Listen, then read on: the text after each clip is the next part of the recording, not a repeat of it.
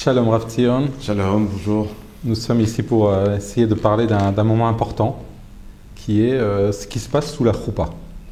Est-ce que vous pouvez nous expliquer ce qui se passe exactement sous la choupa? Il se passe beaucoup de choses sous la choupa. C'est les moments les plus importants dans la vie d'un homme. Ouais, si ce n'est pas le moment le plus important. La première chose, lorsque le Khatan et la Kala arrivent sous la choupa, on va commencer à faire une bracha sur le geffen, sur le vin. Pourquoi sur le vin? Parce que les Chachamim nous disent En omrim shira ela ala yain. On ne peut dire un chant, et comme la choupa c'est le plus beau chant de gloire et de kavod à Kadosh Baruch Hu qu'on peut réaliser d'honneur à Dieu, donc on ne peut le dire que sur le vin. On voit aussi que par exemple, lorsque nous faisons le kiddush de vendredi soir, les Chachamim m'ont dit Zachor veshamor, souviens-toi et garde-toi.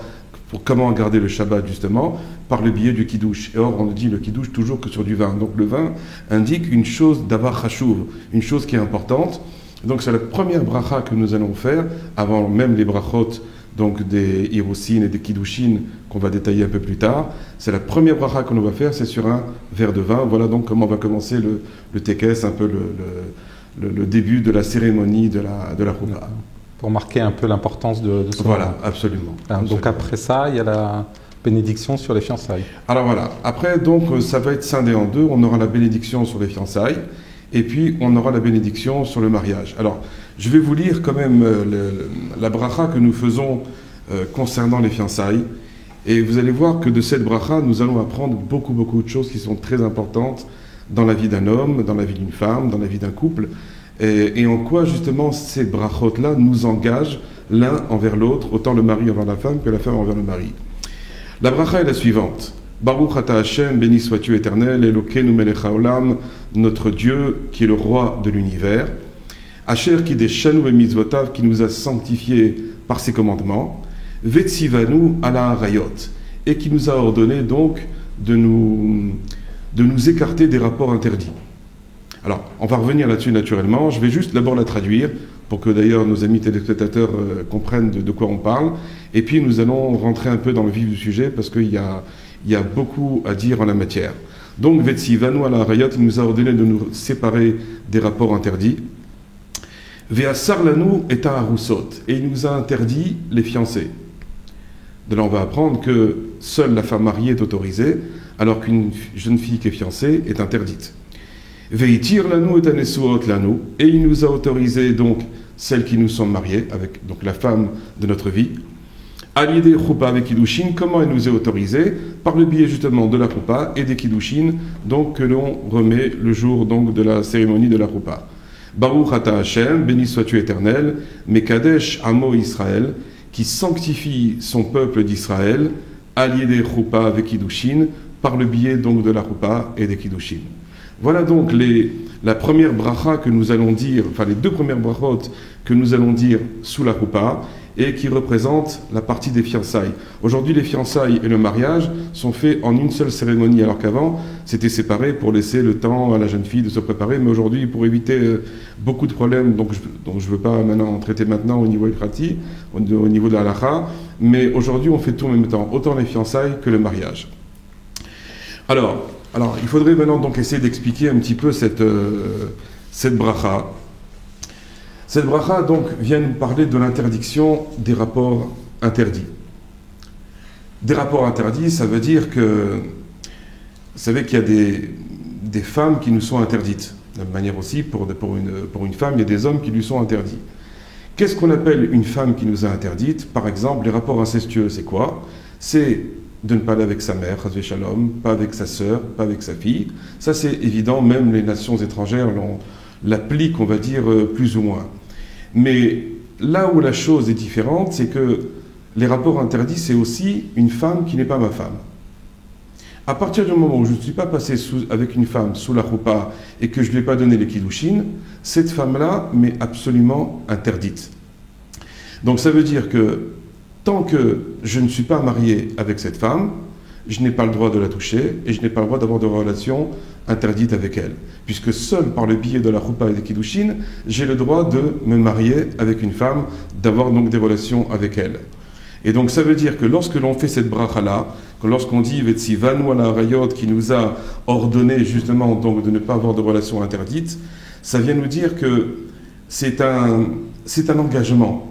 C'est une forme d'engagement que j'ai par rapport à la femme qui est en face de moi, et de lui dire que voilà, à partir de ce moment-là, maintenant de la roupa, que nous sommes ensemble sous la roupa, devant tous les témoins, devant la famille, devant les rabbinim, je m'engage solennellement devant toi à ne jamais connaître une autre femme que toi.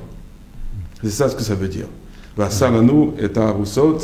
Et donc, l'engagement, il est très fort.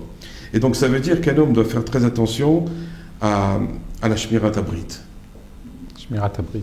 À la Shmirat Abrit. Vous pouvez nous traduire ce que ça veut dire? Shmirat Abrit, ça veut dire il faut préserver son alliance.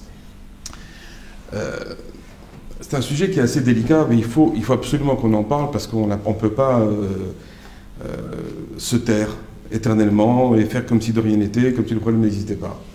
Il y a un problème, c'est que lorsque l'homme est né, Akadosh Baruch Hu, il a dit, à partir du moment où il aura 8 jours, on va lui faire la Brit Mila. Est-ce que vous savez pourquoi on fait la Brit Mila juste à cet endroit-là et pas ailleurs? On aurait pu dire, on fait la Brit Mila sur le doigt. Si c'est une alliance, on peut la faire sur le doigt, on peut la faire sur l'oreille. On peut voir toutes sortes de formes d'alliance.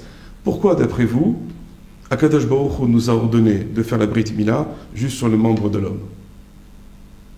C'est l'endroit le plus délicat, peut-être. Pourquoi il est plus important? Qu'est-ce qu'il a de délicat? C'est l'endroit où, justement, l'homme, il est le plus... C'est l'endroit où l'homme, c'est le membre, en tout cas, avec lequel l'homme a le plus envie de fauter. Donc, c'est la raison pour laquelle l'alliance, la Brit Mila, a été mis justement dans cet endroit-là. Et lorsque maintenant... Akadosh Baruch Hu nous dit, voilà, il nous a ordonné, Vetsivanu ala Arayot, et il nous a donc interdit donc, les rapports incestueux, les rapports interdits, et il nous a donc interdit les fiancés, et n'a autorisé uniquement que la femme mariée, que ma femme qui est mariée avec moi, uniquement elle. C'est de cette manière-là qu'on va arriver à être shomer le brit, à garder son alliance. Garder son alliance, c'est pas seulement ne pas avoir de rapport interdit, mais c'est tout ce qui peut entraîner à avoir un rapport interdit. Par exemple, on dit que le niouf, il commence par les yeux. La débauche sexuelle d'un homme, même chez une femme, malheureusement, puisque la nature de la femme a été vraiment profondément transformée ces 50 dernières années, à partir du moment où on sait que le niouf, donc la débauche, commence par les yeux, donc ça veut dire que lorsque maintenant il est écrit Vetsi Vanu ala Arayot, qui nous a ordonné de nous préserver des relations illicites, des relations interdites, je dois tout faire pour ne jamais y arriver. Comment je fais pour ne pas arriver à une telle déchéance? Tout commence par les yeux.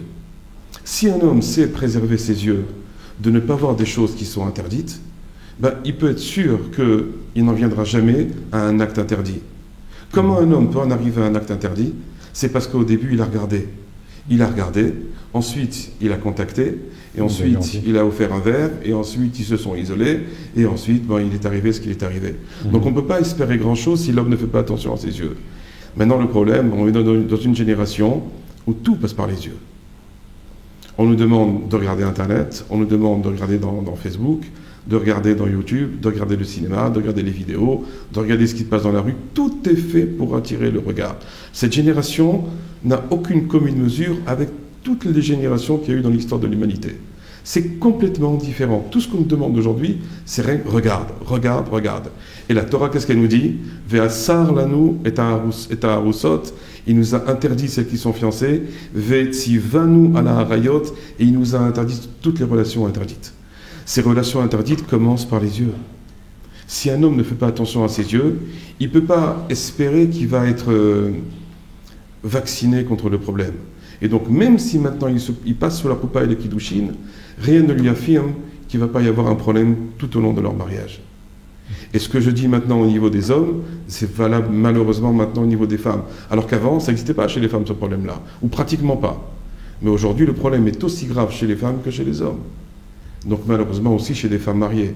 Et malheureusement chez des jeunes filles aussi qui ne comprennent pas l'importance d'arriver d'une manière propre à leur mariage. Donc une tenue décente. Oui. Une tenue. Si c'était que la tenue, encore on dirait bon, mais il y a les actions. Il y a les actions qui sont présentes et c'est quelque chose qui est un très très gros problème actuel. On est devant un grand souci parce que on ne peut devenir kadosh, on ne peut devenir saint, avoir une pensée pure, et surtout avoir Hachem dans la tête et dans les yeux, qu'à partir du moment où on préserve nos yeux. Tout le temps où on va laisser nos yeux aller dans tous les sens, il faut être conscient qu'on enlève Hachem de notre vie. Et lorsqu'on enlève Hachem de notre vie, on a enlevé la Emouna, c'est-à-dire on n'a plus d'Emouna envers Hachem, même si on sait qu'il y a un être suprême, comme il l'appelle, il y a quelqu'un qui dirige le monde, mais à la limite ça ne nous intéresse même plus parce qu'on est tellement préoccupé par ce qu'on a envie de voir qu'on ne peut même plus penser à Hachem.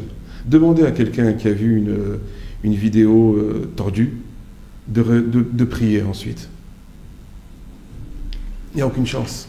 Aucune chance qu'il puisse, même s'il va le faire parce qu'il est convaincu qu'il faut prier, mais il n'y a aucune chance que sa prière, d'abord, il élève vers Hachem, et il n'y a aucune chance que dans sa prière, il ait pensé à Hachem. C'est impossible. C'est strictement impossible. Or, tout le but de la roupa, c'est quoi? C'est d'arriver à comprendre que maintenant, je vais me consacrer à une seule femme et rien qu'elle. Et que cette femme-là aussi va se consacrer qu'à son mari et qu'à lui uniquement. À partir du moment où maintenant je laisse passer des pensées dans mon esprit sur d'autres femmes ou la femme sur d'autres hommes, il faut savoir que le mariage ne peut pas réussir. On est en train d'essayer de faire réussir son mariage, de faire réussir son ménage, de faire réussir les futurs enfants qui vont arriver maintenant et de faire en sorte qu'ils vont avoir une ligne toute tracée. Si déjà dans ma tête, j'arrive pas à avoir les bonnes pensées, malheureusement, on ne peut pas espérer des miracles. Je comprends bien. Donc, en fait, tout part du regard. Et c'est pour ça que peut-être, je me demandais, c'est à partir de ce moment-là que le khatan, le marié, il vient recouvrir. Il vient recouvrir naturellement donc le visage de la Kala. Il y a un minhag très important, une coutume très importante, qui est donc de recouvrir le visage de la Kala. Pourquoi est-ce qu'on doit recouvrir le visage de la Kala au moment de la roupa? Pour montrer justement qu'il y a un phénomène d'exclusivité. Ça veut dire, je recouvre le visage de la Kala, pour montrer que cette Kala maintenant, cette jeune mariée maintenant, n'appartient qu'à son khatan et seulement qu'à lui. Et vice-versa. Et vice-versa. Donc ça veut dire qu'il y a un engagement réciproque et mutuel en la matière. Et c'est par ce signe-là de mettre justement le voile sur le visage de la Kala que je montre que maintenant, plus aucun homme n'a le droit de la regarder. Et c'est ça la roupa. La roupa, ça veut dire que maintenant cette femme-là, elle est maintenant destinée à une seule et même personne, qui est donc son mari. Donc le mari lui-même n'a plus le droit de voir les autres femmes, naturellement, parce qu'elles aussi elles sont passées sous la roupa, ou même si elles ne sont pas passées sous la roupa, malgré tout elles lui sont interdites, comme c'est marqué dans la bracha, Ve'asar lanu et arusot, il nous a interdit même celles qui sont fiancées, même celles avec qui moi je suis fiancé. Si déjà celle qui m'est déjà fiancée, elle m'est interdite, à plus forte raison celle qui ne m'est pas fiancée, qu'elle me sera interdite. Donc ça va très loin dans la chose. Et donc c'est par ce biais-là uniquement qu'on peut justement comprendre ce qui est marqué dans la bracha, Asher kideshanu bemitzvotav, qui nous a sanctifiés par ses commandements. Ça veut dire que lorsque maintenant je m'interdis de voir une autre femme que ma femme, je me consacre uniquement à elle, je deviens kadosh, je deviens saint. Parce que lorsque j'accomplis une mitzvah qu'Akadosh Baruch Hu m'a ordonné de faire, je suis en train de me sanctifier, je suis en train de me rapprocher d'Hachem. Mais lorsque, au contraire, malheureusement, je laisse mes yeux aller dans tous les sens et regarder tout le monde, n'importe qui, c'est fini. Le sentiment d'exclusivité n'existe plus et il arrive après ce qu'il arrive. Même s'il n'arrive rien dans les actions, dans la pensée, c'est une catastrophe. Et après, on ne peut plus espérer parler de Shalom Bayit, de réussir son foyer quand on en a plein dans la tête. C'est impossible. Et pareil aussi pour la femme. C'est identique pour elle aussi. Donc on comprend qu'il y a une exclusivité du mari envers sa femme, la femme envers le mari. Donc expliquez-nous maintenant comment on fait pour concrétiser cette exclusivité. Alors la chose, elle est le passage de la bague, je crois. Alors voilà, la chose, elle est très simple mais très compliquée à réaliser. Lorsqu'une femme devient exclusive pour son mari, ça veut dire qu'il ne peut plus y avoir de relation, on va dire, de familiarité avec d'autres hommes. Il peut y avoir des relations sociales. C'est-à-dire, aujourd'hui dans le travail, il y a la mixité, c'est comme ça, c'est bien, c'est pas bien, c'est pas le sujet d'aujourd'hui. En tout cas, c'est ce qui se passe. La mixité dans le travail. Mais entre le travail et la familiarité, il y a deux mondes. Lorsque maintenant je mets le voile sur le visage de la Kala, je lui dis, tu es à moi, uniquement à moi, et donc ce sentiment d'exclusivité va se traduire par le fait que je n'ai pas le droit de la laisser ou de me laisser moi-même avoir des familiarités avec une femme qui n'est pas ma femme. C'est jusqu'à là que ça va. Donc si maintenant, par exemple, comment on a des relations personnelles avec d'autres hommes, une femme par exemple, comment elle peut avoir d'autres relations avec d'autres hommes? Comme on en a parlé tout à l'heure, aujourd'hui, il y a beaucoup de moyens de créer le contact. Il y a les WhatsApp, il y a les SMS, il y a Facebook. Et tous les gens, tout le monde qui nous regarde savent très bien de quoi je parle, combien le danger est omniprésent. Pourquoi? Parce qu'il suffit qu'une femme, par exemple, ait eu un coup de blues avec son mari la veille. Là, il y a des clashs. Bon, on est là pour essayer d'en parler, justement, de solutionner les clashs. Mais ça arrive, les clashs sont présents. Et, bon. Et donc, il y a eu un clash la veille. Elle se lève le matin, elle est mal dans sa peau. Elle va arriver au travail, et là-bas, au travail, il y a quelqu'un avec qui elle n'avait que des relations d'amitié. Non, même pas d'amitié. Parce qu'on a dit de l'amitié. Bon, c'est encore un autre sujet, mais l'amitié entre un homme et une femme, ça fera l'objet d'un autre débat. On verra que c'est absolument impossible. En tout cas, quoi qu'il en soit, elle arrive au travail, elle est mal dans sa peau. Elle a été méprisée la veille, son mari l'a crié dessus, ou ça a été même encore plus loin. On ne peut pas savoir ce qui s'est passé. Un collègue de travail vient, la voit peiner, et justement, il l'a regardé, il l'avait vu déjà auparavant, il a donc des vues envers elle. Il s'approche d'elle, et lui, naturellement, très gentil, très avenant, très sympathique, très chaud, très souriant, va s'enquérir de ce qu'il y a, de ce qui ne va pas, etc. Elle, voyant quelqu'un de tellement gentil avec lui, en faisant une comparaison dans sa tête avec celui d'hier soir, qui est soi-disant son mari, soi-disant avec qui ils sont passés sous la roupa, qui lui a promis qu'il serait impeccable avec elle, qu'il lui donnerait du kavod, qui lui l'habillerait, qui lui ferait tout ce qu'elle demande, et en fin de compte, elle s'aperçoit que c'est très loin de ce qui a été promis. Et elle voit un autre qui n'est pas si mal après tout, qui sait lui la réconforter, qui sait être bien avec elle, qui sait être gentil avec elle. Je veux dire, il peut se passer en très peu de temps. Ça peut aller très vite. Ça peut aller très loin. La chose peut dégénérer à une vitesse phénoménale, et ce qui a été dit sous la roupa peut être oublié complètement. Et ça, c'est le grand, grand danger, même pas de notre siècle, mais des 50 dernières années, où les choses ont été bousculées, où les comportements ont été complètement transformés, et on en arrive aujourd'hui à n'importe quoi. Le taux de divorce dépasse tout ce qu'on peut imaginer aujourd'hui. C'est une catastrophe humanitaire. Parce que quand il y a divorce, ce sont deux âmes qui étaient collées, qui étaient redevenues une seule et même âme, et qu'on redéchire, qui est complètement déchirée. Les Chachamim nous disent que lorsque il y a un divorce, c'est comme si une âme, on l'avait prise, on l'avait déchirée en deux. Et le Zohar dit, il y a un cri qui peut pousser d'un bout de l'univers à son autre extrémité. Quand il y a justement ce déchirement des neshamot, ce déchirement des âmes qui sont passées sous la roupa. Il faut bien comprendre qu'on dit que le mari et la femme, lorsqu'ils passent sous la roupa, c'est très palgué des neshamas. Ce sont deux moitiés d'une seule et même âme. Et donc, lorsque maintenant elles sont revenues sous la roupa, elles redeviennent cette âme qui était existante avant même qu'ils redescendent sur terre.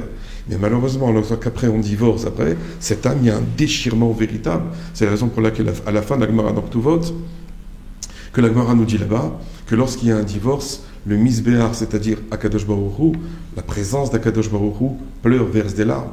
C'est quelque chose qui est très, très, très, vu très difficilement dans le ciel. Le divorce, c'est une chose qui est catastrophique. Maintenant, il faut comprendre comment on arrive au divorce. Quand il y a eu un manque de respect de la part du mari envers la femme, et que la femme s'est trouvée rabrouée, méprisée, etc., et qu'elle va trouver quelqu'un qui va avoir l'écoute, qui va savoir la comprendre, qui va savoir la prendre au filet, entre guillemets, eh bien, les divorces sont très faciles à arriver. Combien de cas j'ai devant moi d'hommes qui ont abandonné leur femme ou de femmes qui ont abandonné leur mari parce qu'elles ont connu quelqu'un d'autre. Par quel biais? Par le biais des WhatsApp, par le biais des SMS, par le biais de Facebook. Qu'on arrive à créer le contact d'une manière extrêmement facile sans qu'il y ait aucun problème. Et ça, c'est le très grand danger qu'il y a actuellement. Et c'est la raison, je reviens donc sur l'histoire donc du voile au moment de la roupa. J'insiste là-dessus. Pourquoi est-ce qu'on met le voile à la kala sous la roupa? Pour montrer ce sentiment d'exclusivité. Il n'y a que moi pour elle et que elle pour moi. Et il n'y a rien d'autre. Mais ça se concrétise aussi par le don de la bague. Le don de la bague, voilà. Alors justement, comment il y a une phrase magique que l'on dit au moment où on donne la bague, Areat, Areat, Mekou Deshetli, voilà que tu m'es sanctifié, Betaba Zo, par le biais de cette bague-là, Kedat Moshe Israël, selon la loi de Moshe d'Israël. Donc qu'est-ce que ça veut dire lorsqu'on dit tu m'es Areat, Mekou Deshetli, donc tu m'es sanctifié? Ça veut dire tu m'es consacré, tu m'appartiens exclusivement et tu m'es destiné. Ça veut dire que la femme doit être séparée complètement de tous les autres hommes. Même s'il y a des relations sociales, il n'y a pas de problème. On vit une vie tout à fait normale. Mais entre les relations sociales et la familiarité, il faut faire très attention, il ne peut y avoir qu'un cran. Ça peut aller très vite aussi. Donc lorsque maintenant on lui dit « Areat Mekou Deshetli », tu ne m'appartiens qu'à moi, tu m'es consacré qu'à moi, tu n'es que pour moi, ça veut dire que dans la tête de la femme, il ne doit y avoir aucun autre homme. Mais ça veut dire aussi réciproquement que dans la tête de l'homme, il ne doit y avoir aussi aucune autre femme. À part si, naturellement, on l'avait vu dans les shiurim précédents, que par exemple la femme ne peut pas avoir d'enfant et qu'ils ne veulent pas divorcer au bout de 10 ans, comme la loi le prescrit, et qui veulent rester ensemble. Il y a eu des cas comme Rav Ovadia Yosef, par exemple, a signé un peu plus que 100 contrats de mariage de deuxième femme. Naturellement, avec l'autorisation du Beth Din, l'autorisation de la femme, qui était d'accord de ne pas divorcer et de laisser son mari prendre une deuxième femme pour justement avoir une progéniture, une postérité. Mais ce sont des cas très particuliers dans lesquels ça nécessite l'accord absolu et entier de la femme et l'accord du Beth Din. Si, à part ces cas ilkhati qui ressortent du niveau de la halakha, on n'a pas le droit. On n'a pas le droit de commencer à regarder des jeunes filles ou des femmes mariées, alors allez-nous, et commencer après à fantasmer dessus, puisque l'esprit de l'homme va extrêmement vite là-dedans.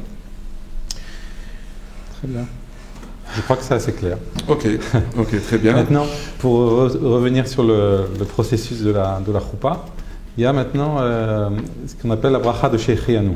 Le khatan vient, il fait, donc en général, il reçoit un talit neuf de la part de son épouse et il fait la bracha de Shehecheyanu. Vous pouvez nous expliquer? Absolument. Donc Shehecheyanu, cette bracha-là, on va parler au niveau halakha surtout. On va la faire dans quel état d'esprit? On va la faire, Shehecheyanu, on le fait en général quand on a un costume neuf, par exemple. Un habit qui nous fait plaisir, etc. Alors on fait on n'a pas besoin d'être sous la tout le temps. Ou un nouveau fruit, un fruit qui est sorti maintenant, ou une nouvelle mitzvah sur le shofar, sur la souka, sur le lulav, etc.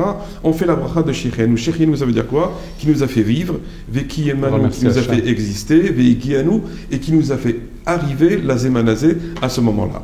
Donc, quand on arrive sous la choupa, bien entendu, on va se servir donc d'un talit neuf, et on va penser la bracha de Shehecheyanu sur le talit, on va penser à la nouvelle femme, on va penser à la nouvelle maison, on va penser aussi au nouveau mobilier, à toutes ces choses neuves que nous avons autour de nous quand on a un khatan, etc.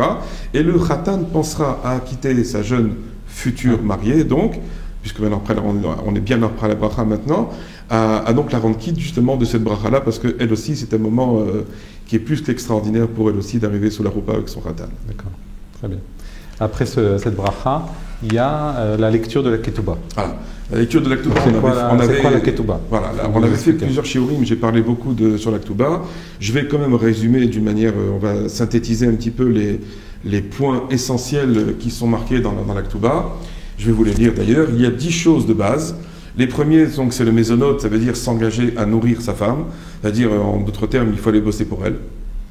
C'est ça ce que ça veut dire, c'est qu'elle a aucunement l'obligation d'aller travailler. L'obligation d'aller travailler, c'est nous, c'est l'homme qui s'engage à aller travailler pour la nourrir. Donc elle, à la limite, elle n'a pas d'obligation. Si maintenant elle veut aller travailler, c'est pour nous rendre un service. Mais en aucune manière un homme peut venir beta'ana, c'est-à-dire avec un prétexte en disant va travailler, avec ce que ça veut dire, il faut toi aussi tu travailles. Elle n'est pas obligée du tout. Si elle le fait, c'est en tant que tova, en tant que gentillesse envers le mari. Il faut que tout le monde se mette ça bien dans le crâne, c'est surtout les hommes. Ensuite, Malbouchim, la deuxième chose dans laquelle on s'engage dans la ketouba, ce sont les habits. Je dois l'habiller, je dois lui payer ses vêtements, je dois lui payer tout ce qu'elle a besoin. Je deviens un distributeur automatique. Voilà, oui, on n'a pas tellement de choix. Yechasei-shut, on doit lui donner aussi le devoir conjugal, les relations conjugales. C'est un droit qu'elle a et on ne peut pas s'y soustraire. On avait expliqué que le droit conjugal, il s'exprime le soir du mikvé. Il s'exprime au minimum une fois dans la semaine, l'obligation du mari à la femme. Et il s'exprime à chaque fois que la femme en montre le désir. Il y aura tout un cours très long qui va être fait sur ce sujet-là, parce qu'il y a beaucoup de problèmes, autant chez les non-religieux que chez les religieux, que chez les goïms, etc.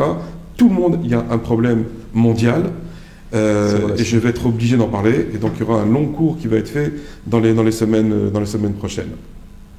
Srum Kesef l'Aktuba, donc le montant de l'Aktuba qui va être déterminé en cas de divorce. Donc en général, ça dépend des coutumes, ça peut varier depuis 10 000, on va dire, on parlait en euros, depuis 2 000 euros jusqu'à 500 000 euros, voire 1 million d'euros, selon l'attachement que le khatan veut montrer qu'il a envers sa kala. Mais il faut bien comprendre une chose, que s'il y a un problème, il faudra passer à la caisse. Hein. Aujourd'hui, on n'utilise plus vraiment l'Aktuba comme moyen de paiement. On fait ce qu'on appelle les mésolotes, c'est-à-dire le Beddin va déterminer un montant mensuel que le mari va être obligé de payer comme une forme de rente jusqu'à la majorité des enfants. Refoua Bet Atzorer, ça veut dire lui payer tous les soins médicaux en cas de nécessité. Par exemple, elle est malade, elle doit aller à l'hôpital, il faut la soigner, appeler les médecins, etc. Je ne peux pas me substituer à ça en lui disant débrouille-toi, c'est pas mon problème. En kazé d'avar. Si la femme a un problème médical, c'est l'homme qui est responsable d'elle, de la soigner tel qu'il le faut. Ensuite, Pidjon Imish Vouya, si par exemple elle a été capturée par des goïms, il doit tout faire pour la faire racheter. Non seulement que c'est une mise à Minatora de racheter un prisonnier, mais lui, il y a une misva qui lui incombe d'une manière particulière, c'est de racheter sa femme si elle a été faite prisonnière par des goïms ou par d'autres personnes. Kufura Im Tamut Bechayav, il doit aussi l'enterrer à ses frais, Shalom, si jamais elle meurt de son vivant. Ensuite, Leisher Beveto Imiamut Lefanea. Si c'est lui qui meurt avant elle, qu'elle ait le droit de rester dans sa maison si la maison lui appartient avec ses propres deniers. La Zoun et Benotav, que si jamais elle part avant lui, donc il devra nourrir les filles donc, de sa femme qui seraient venues d'un premier mariage. Dans ces conditions-là aussi, il a l'obligation de les nourrir. Et que le droit de l'héritage de l'Aktuba viendra aussi donc à ses garçons. Voilà, ce sont les 10 choses principales donc, dans lesquelles le mari s'engage envers la femme. Vous remarquerez que la femme ne s'engage en rien du tout. C'est assez drôle comme chose, mais toutes les obligations, c'est à 99% de l'homme envers la femme. Et ce n'est pas de la femme envers l'homme. Il faut que tous les hommes comprennent ce qu'on est en train de dire ici. C'est un contrat qu'on a signé, et ce contrat nous engage, nous. Il n'engage pas à elle. Elle ne doit ni nous nourrir, ni nous habiller, ni nous donner à manger. Elle s'engage à une certaine exclusivité. Voilà. Son engagement à elle, essentiellement, c'est l'exclusivité de son attitude. Maintenant, il faut savoir une chose, que parfois des femmes, malheureusement, n'arrivent pas à tenir l'exclusivité. Je ne veux pas me mettre trop du côté des femmes, mais malgré tout, on peut expliquer la chose suivante, c'est que si jamais le mari n'a pas rempli son rôle de donner du kavod à la femme, de la nourrir, de l'aider, de l'encourager, etc., quand elle voit qu'elle est incomprise de la part de son mari, malheureusement, c'est ça qui la pousse justement à aller voir ailleurs. Mais ça ne justifie pas le fait qu'elle aille voir ailleurs. Qu'on soit bien d'accord là-dessus. En aucune manière, elle a le droit d'aller voir ailleurs. Mais disons que, pas qu'on peut comprendre, mais c'est ce qui va se passer. Si un homme ne fait pas attention à l'honneur de sa femme et aux engagements qu'il a envers sa femme, à la fin, elle se sentira tellement méprisée que si jamais quelqu'un lui fera une proposition dans un sens ou un autre, elle sera capable d'accepter. Et donc la responsabilité en viendra sur le mari, parce qu'il n'a pas su garder sa femme. Mais ça ne veut pas dire que la femme doit aller voir ailleurs. Alors allez-nous, regardez-moi tous, que la femme n'a jamais voir ailleurs, en aucune manière. S'il y a un problème véritablement, il y a le divorce. Mais pas aller voir ailleurs, en aucune manière. Qu'on soit très clair là-dessus. Ensuite, donc, il y a d'autres choses qui sont marquées dans l'Aktuba, l'endroit où ils vont demeurer, ne pas se marier avec une deuxième femme, naturellement, chez Loïsa Isha Alpanea, de ne pas vendre ou de ne pas mettre en gage un seul de ces objets sans son autorisation. Par exemple, elle a des diamants, elle est rentrée avec des biens dans le cadre du mariage. En aucune manière, je n'ai pas le droit de prendre ces biens, de les gager, parce que je veux monter un business, etc. En aucune manière, si je n'ai pas son accord. Bon, enfin, il y a d'autres choses dans lesquelles on voit qu'il y a beaucoup d'obligations, d'après la halakha, que le khatan donc s'engage envers donc la kala. Et encore une fois, tous ces engagements-là sont à sens unique pratiquement, si ce n'est le respect donc de l'exclusivité de la femme envers donc son mari. D'accord. Voilà. Très bien. Bon, Rav Tzion, nous vous remercions pour toutes ces explications, très, très, très intéressant. Merci. On va se revoir pour d'autres cours, j'imagine. Bezrat Hashem. Bientôt. À très bientôt. Merci. Au revoir. Au revoir, à bientôt.